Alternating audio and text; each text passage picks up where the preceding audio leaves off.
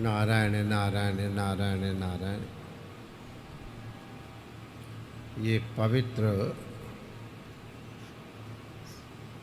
पुरुषोत्तम मास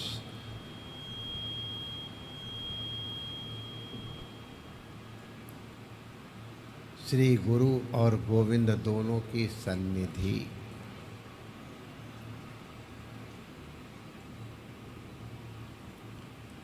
महापुरुषों का विराजमान होना भक्तों के। और यहाँ तो शास्त्री जी महाराज की कथा में कीर्तन करने के लिए भी बड़े बड़े भागवतकार बैठे हैं, जो अपने आप में एकम्प्लिश्ड भागवतकार हैं। और आप सब भी, तो सबको भक्तिपूर्वक प्रणाम करता हूँ। जय श्री कृष्ण। इतने पवित्र काल में, इतने पवित्र सन्निधि में, इतना पवित्र आयोजन, ये पुण्य से प्राप्त होता है। देखो, हमारे यहाँ कर्म के विषय में कहा जाता है कि जिस संकल्प से चेष्टा की जाती, कर्म की जाती है, उसका यथा काल में फल प्राप्त होता है। उसको कर्म फल कहते हैं। तो कर्म करने के अनंतर फल की अवाप्ति होती है, ये विधि है। लेकिन यहाँ श्रीमद् भागवत कुछ उल्टा ही दिख रहा है। अभी कर्म हुआ ही नहीं है, उसका फल दिखाई पड़ने लगे। एकदम प्रेम नदिया की सदा उल्टी बहे बता। आप लोगों को भी पूज्य व्यास जी भगवान सुनाएंगे ही भागवत के महात्म्य की कथा में कि नारद जी को चिंता हुई कि भक्ति महारानी ने हमें आदेश दिया कि हमारे बच्चे बूढ़े हो गए, मैं तो युवा, अब बच्चे हमारे बूढ़े बूढ़े लोग हमको क्या कहेंगे, मैं दुखी हूँ। नारद का भी ले, नारद जी तैयार रहते सबकी हेल्प करने के लिए। प्रॉब्लम शूटर, जो प्रॉब्लम उसको, तो पूरा जोर लगाया।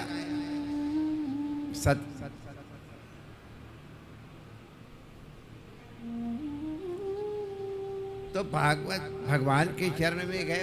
आकाश मानी कि इनके ज्ञान और वैराग्य जो इनके पुत्र हैं, इनको स्वस्थ करने के लिए, युवा करने के लिए सत्कर्म करो। तो नारद जी ने कहा, मैंने सत्कर्म ही किया, सत्कर्म तो मैं संकल्प ही नहीं आता है, तो मुझे कौन सा सत्कर्म करूं। आकाशवाणी ने एक बड़ी विशिष्ट बात कही, ये महापुरुषों से जाके पूछो, जाके सत्कर्म क्या है वो तुमको बताएंगे। अब हम तो थोड़ी ही देर बोलना चाहते हैं।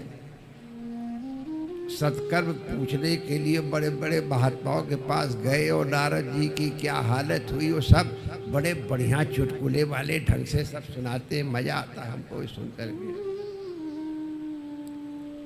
दुनिया में घूमे सबके पास, कहीं कोई महात्मा ने बताया। नारद जी को वैसे ही लोग दंडवत कर ले, भागे। अरे महाराज, आपको हम क्या बताएंगे, क्या सत्कर्म। नारद जी घूमते घूमते बद्रीनाथ गए। ये भी डिटेल में कथा सुनेंगे हम, तो अभी जो बात कहना चाहते हैं वो बताना के लिए ये नाटक कर रहे हैं।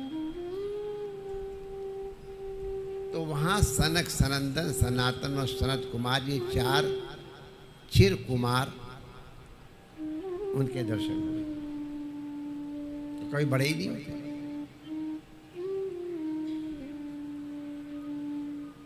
चारों के चारों एकम्प्लिश्ड महापुरुष हैं। उनमें कोई एक बार बैठ जाता है और 3 जने इस कथा सुनते रहते हैं। ऐसे सुनते जैसे कि एकदम कुछ मालूम ही नहीं है। सुनाने वाले भी ऐसे सुनाते हैं जैसे को सब कुछ मैं बता ही दूं। ये कथा की महिमा है। कई लोग तो अरे हमने शास्त्री की 10 कथाएं तो सुन ली, अब क्या धरा है। सनात कुमार ये सब के सब लाखों लाखों वर्षों से कथा सुन रहे हैं, फिर भी अभी तक तृप्ति नहीं हुई, अभी भी चलती कथा उनकी। तो राम कथा जे सुनत अघाई, माने कि अरे पेट भर गया कथा सुन करके, तो रस विशेष जाना तिन नाही। उन्होंने अभी कथा सुनी ही नहीं, अभी उनको टेस्ट ही नहीं आया है। टेस्ट अगर आए तो बिना कथा सुने रहा ना जाए। कथा रसिक का मतलब ही यही है, निरंतर पीना। एक बार चिलम पी ली, इसका मतलब थोड़ा ना कि चिलम भर फिर पिएंगे, चिलमों के लिए। तो ये कई लोग सोच रहे हमारी कथा तो वही है, वही कथा है, वही परीक्षित, वही व्यास, वही सुखदेव। ये भ्रांति बहुत लोगों को हो जाती है। इसका मतलब भी कथा सुनी नहीं। अगर कथा सुनी होती तो बिना कथा सुने रहा नहीं जाना चाहिए। तो खैर, नारद जी को देख करके और उनका चेहरा मुरझाया। अरे सनातन इतने चारों ने कहा, हरि का दास कभी ना उदास। अगर भगवान का दास है उदास है, इसके माने भगवान का दास ही नहीं है। डाउट। भगवान का दास सदैव प्रसन्न रहता है। थोड़ी देर किया है, नाटक किया, फिर जैसे थे आरबी में काशन होते, फिर प्रसन्न। चेहरा मुरझा करके भगवान के सामने जाना भगवान का अपमान करना है, समझ गए? नोट कर लो। भगवान ने इतना सब कुछ दिया है और उसके लिए नो थैंक यू, और जरा को टू, ये भगवान का अपमान है। We should be thankful what has bestowed upon us। क्या क्या भगवान ने दिया। देखो ऐसा बढ़िया गर्मी में फर्स्ट क्लास जगह दी है, बैठने को शरीर दिया है, कपड़ा पहनने दिया है। अब ये कहो कि हमारे पास रोलेक्स घड़ी नहीं है, तो भाई अब दूसरी घड़ी तो है, हमारे पास तो वो भी नहीं है। जिंदगी में नसीब ही नहीं, हम मौज रहते। तो इसके मतलब ये है कि नहीं कि तुम्हारी जो इच्छा वो पूरी हो जाए तभी भगवान दयालु हैं। अगर तुम्हारी इच्छा नहीं पूरी हुई तो भगवान और ज्यादा दयालु हैं कि तुम्हारे मन में चाहते और अभिप्सा की अभिवृद्धि हो। तो खैर, नारद जी और उदास, बड़ा खराब लगा उन चारों को। ये क्या है, मुंह क्यों लटकाए फिरते हो? तो नारद जी ने क्या जो वर्णन किया सब शास्त्री जी सुनाएंगे, महाराज पूज्य महाराज जी सुनाएंगे। महाराज, उनके लिए सत्कर्म करना, सत्कर्म क्या है? मैंने आकाशवाणी से पूछा तो उन्होंने कहा वो कोई संत बताएंगे। तो मैं कल मैं बता देता, चलो लगाओ आसन। तो अब पता नहीं, हमको तो लगता है जो वर्णन आया है कि जहाँ गंगा नदी हरिद्वार के ऊपर 7 धाराओं में बटती हैं, वहाँ किनारे पर बैठ करके और कथा सुनाऊंगा। तो हमको तो लगता है जो काशनी घाट है वही दिखाई पड़ता, वहाँ 7 नदियाँ भी दिखाई पड़ती हैं। वहीं बैठ के क्या पता व्यास जी ने अपने सनकादिकों ने कथा सुनाई हुई। तो खैर, ये तो पूर्व वर्णन हुआ। कथा की शुरुआत इसलिए हुई, संकल्प नारद जी ने भक्ति के दुख की निवृत्ति पूर्वक ज्ञान और वैराग्य के युवा होने का, और जगत के कल्याण तो था ही अपने आप। कथा श्रवणम अहम करिष्ये, संकल्प करके बैठे। अभी आसन लगाई है, अभी मंगलाचरण भी नहीं हुआ। जन्माद्य से हेतोन्मया हुआ कि नहीं हुआ हमको बहुत ठीक से मालूम, लेकिन अभी कथा पूरी कहाँ भी शुरू ही नहीं हुई है और तब तक देखा एक बड़ी छमन छमन छमन करती हुई ब्यूटीफुल लेडी।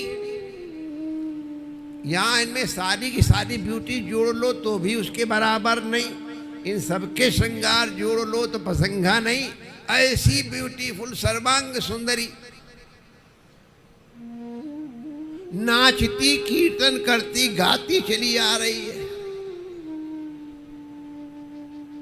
अब कोई ब्यूटीफुल लेडी आए और उसकी तरफ आँख ऐसे ना उठे, वैसे कोई ब्यूटीफुल लेडी आवे या उसने कोई बढ़िया ड्रेस पहनी हुए उसको अप्रिशिएट जरूर करना चाहिए।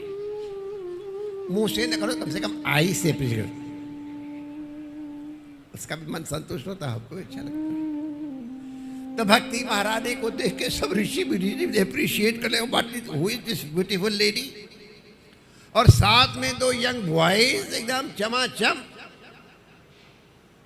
क्यूरियस हो गए, हुआ थे के थे, ये कौन है? और वो आगे शांति ने नाच रही है। वो भक्ति महारानी थी। ज्ञान वैराग्य पूरे वृंदावन में मार गीता सुना के वेद मंत्र सुना, नारद जी हार गए। नारद जी ऐसे करके देख रहे, ही कहां से आ गई महारानी, हम तो इन्हीं के लिए पूजा करें तो आ गई। अब भक्ति महारानी आ गई, ज्ञान वैराग्य आए, तो भगवान के लिए तो निमंत्रण पत्रिका भी नहीं भेजी थी, भेजी थी है भगवान के निमंत्रण पत्र नहीं भेजा था। और भगवान जबरदस्ती आ गए वहीं, और उनके लिए कोई स्पेशल चेयर ये सब कुछ नहीं हुआ था। अब भगवान आ गए और वहां बड़ा बड़ा ढोलक कौन बजा रहा है, बजीरा कौन बजा रहा, कीर्तन कर रहे, और भगवती भगवती भक्ति भगवती कीर्तन करती, श्री कृष्ण गोविंद हरे मुरारे, हे नाथ नारायण वासुदेवा। श्री कृष्ण गोविंद हरे मुरारे, हे नाथ नारायण वासुदेवा। भगवान के नाम का कीर्तन करते नाचती गाती भगवती भक्ति महारानी प्रकट हो गई, भगवान प्रकट हो गए। अब कथा तो अभी शुरुआत ही नहीं हुई, उसका फल सामने दिखाई पड़ रहा है। ये चर्चा हमने क्यों चलाई, हम पूज्य महाराज जी की उस कथा में विघ्न नहीं बनना चाहते, आप खाली एक महत्व बताने के लिए कह रहे हैं। यस्या श्रूयमाना माने हम अभी श्रवण करने की मन में इच्छा कर रहे हैं। नारद जी के मन में श्रवण करने की इच्छा हुई, संकल्प ये था कि भक्ति महारानी का दुख निवृत्त होए, ज्ञान वैराग्य युवा हो जाए, ये संकल्प है। और वो अभी नाटक अभी कथा शुरुआत ही है, और तब तक उसका फल दिखाई पड़ने लग गया। ये अन्य कर्मों की अपेक्षा भागवत, अब कर्म कहूँ, हाँ श्रवण रूप कर्म तो है ही है, भागवत के श्रवण का संकल्प अभी हुआ और फल की प्राप्ति पहले ही दिखाई पड़ रही है। ये हम अपने आप बड़ाई करने के लिए नहीं हाँ कर रहे हैं, भागवत के महत्व भी यही महाराज जी भी दोहराने वाले हैं। जरा वो अच्छे ढंग से दोहराएंगे, हमको तो कथा होता थोड़ा ऐसे ही। तो आप लोग यहाँ आ गए, फल तो पहले यहाँ आ गए, वही सबसे बड़ा फल है। अब आगे गंगे तव दर्शनान मुक्ति, न जाने कि स्नान का फल क्या होगा। वही है कि अभी मन में संकल्प आया तो भक्ति महारानी ज्ञान वैराग्य सही, तो भक्ति जहाँ ही भगवान कहाँ रहेंगे। जहाँ भक्ति है वहाँ भगवान को रहना ही पड़ेगा। विलिंगली नॉट विलिंगली को मैं कहने जा रहा था, विलिंगली वेरी विलिंगली। भगवान भी ना हम बसामि वैकुंठे योगी नाम हृदय न चा यत्र मद्भक्ता गायंती तत्र तिष्ठामि नारद। ये भगवान कहते हैं मेरा परमानेंट एड्रेस अगर पूछना है तो बस वही है जहाँ हमारी कथा कीर्तन हो रहे हों, समझ लेना भगवान वहाँ अवश्य होंगे। अब और इसे अधिक मैं क्या बताऊं भाई, हम एक डिस्टर्ब बन करके बैठ गए, लेकिन डिस्टर्ब इसलिए नहीं कि आप लोग पता तो चले कि अरे शास्त्री तो कथा करते ही रहते हैं। इस बेवकूफ़ी में मत रहना। हर कथा अपने आप में नवीन होती है, हर वक्ता का नया जन्म होता है। और विश्वास करो महापुरुषों की वाणी कह रहा हूँ, हर श्रोता का भी कथा श्रवण करने के संकल्प से और कथा श्रवण के अंतर नया जन्म होता है। जैसे अंग्रेजी में he will not be what he had been before entering this gate. तो ऐसा पवित्र देश काल में और ऐसे दिव्य बाल ब्रह्मचारी शास्त्र से विज्ञ उपासना के प्रतीक, सेवा के प्रतीक, और सबको इतना प्रेम, हमारे जैसे से जो प्रेम कर ले वो तो सबसे करेगा, हमारा जैसा तो अब ठीक ही हो, गुजारा चल रहा है आप लोगों की कृपा से। हमारे ऊपर एक पूज्य शास्त्री जी बड़ी कृपा करते हैं, मना करते करते भी आज कटोरी मलाई हमको तो ये तो एक हंसी की बात है। जो ये प्रेम देते हैं वो अमूल्य है, परमात्मा का स्वरूप प्रेम है। तो ऐसे जो भागवत में विशेषण दिए गए हैं वक्ता के, ब्रह्मचारी हैं, विरक्त हैं, शास्त्रवेत्ता हैं, स्वयं उपासक हैं, बड़े अच्छे श्रवण करने वाले हैं। मथुरा में 24 लोग इनकी कथा सुनने आया करते थे। माय डियर, कालिंदी के तट पे, यमुना के तट पे 24 आए, ये हम तो जगत गुरु हम का हुए कहाँ जाने। और पूज्य शास्त्री जी की कथा सुनने के लिए चतुर्वेदी लोग भी आया करते थे। अब इससे अधिक और क्या विशेषण मैं दूँ इनके लिए, क्या विशेषता को हमको संकोच लग रहा है। कहेंगे ले अपने उनकी खुद ही बड़ाई किए ले रहे हैं। लेकिन मैंने उन चतुर्वेदियों से पूछना जिनके पास दुनिया में कौन उनके बराबर, कहते सर जगत के गुरु ब्राह्मण और ब्राह्मण के गुरु अविनाशी और अविनाशी के गुरु हम ब्रजवासी। तो वो उनके अविनाशी गुरु ब्रजवासी और वो ब्रजवासी गुरु बना के पूज्य शास्त्री जी कथा सुनते रहे हैं। और इससे अधिक मैं कुछ न कह करके और मैं अपनी वाणी को इसलिए विराम दे रहा हूँ कि ये बड़ा अच्छा है, घड़ी आने लगाई है, बड़ा अच्छा हुआ। नहीं हमको लगता है इतनी देर तक आपका टाइम वेस्ट किए न, ठीक कोई घड़ी नहीं, ठीक है। जितनी देर हमको कोशिश कर रहा था कम से कम बोलूं, लेकिन अभी इतनी देर हो गई है। तो आप लोग का जो नुकसान हुआ कथा श्रवण का, उसके लिए आप हमको क्षमा करेंगे। परमात्मा आप सबका मंगल करे। सुनने की इच्छा आपके हृदय में आ गई है, इसलिए भगवान अपने आप आपके हृदय में आ गए। और उन भगवान को प्रणाम करते हुए मैं अपनी वाणी को विराम देता हूँ। जय श्री कृष्ण।